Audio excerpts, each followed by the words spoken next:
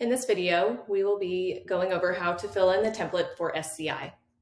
When you first log into SCI, you'll want to go up to the right-hand corner where it says Download Template.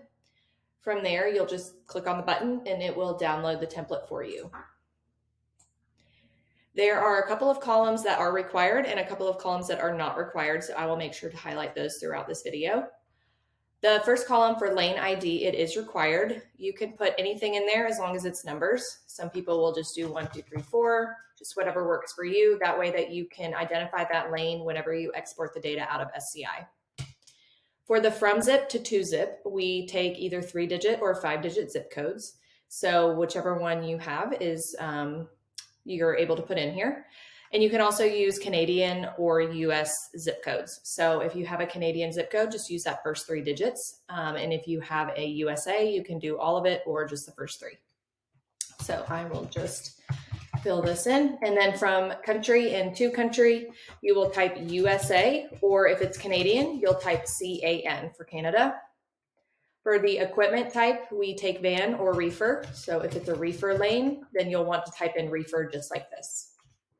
For the length of haul, this is not required. You don't have to fill it in, but once we have it uploaded into the system, you don't have the ability to edit it. So if you do have the length of haul, I recommend you putting it in there, or we can calculate that for you. Now for the benchmark, there are a couple of different use cases as far as what number you would want to put in here. If you are coming from a shipper and you're wanting to put a benchmark in here, you can either put the benchmark that you want to use for the coming year for that RFP or for however long your RFP is going to last. If you are a broker, you can maybe put what you had from that customer last year if it is an existing customer, or you can leave it blank. It is not required.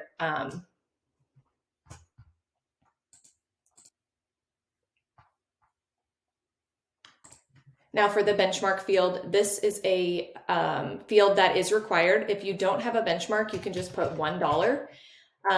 You have a couple different use cases that you can use this benchmark for. If you are a shipper, you can use either the rate that you will want to have for the upcoming RFP that you're sending out, or you can put what you had last year to try to benchmark yourself where you were to see what you might need to adjust for the coming year.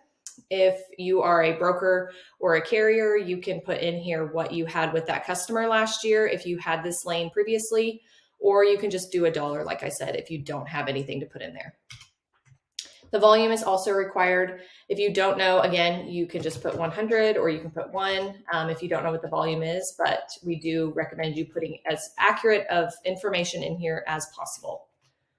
So I'll just fill in 100.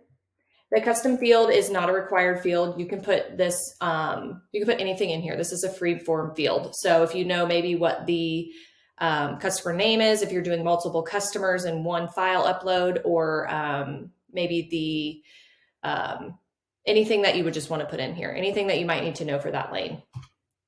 Target compliance, actual compliance, average weight, team, dedicated, and fuel load time. All of these that I'm going over now are not required. So you don't need to fill them in. If you do, nothing will upload within SCI. These are future fields that we will have in the future that you will be able to see within the product. Currently, we don't have those, so you can just leave those blank. So I would definitely only worry about filling in J through A.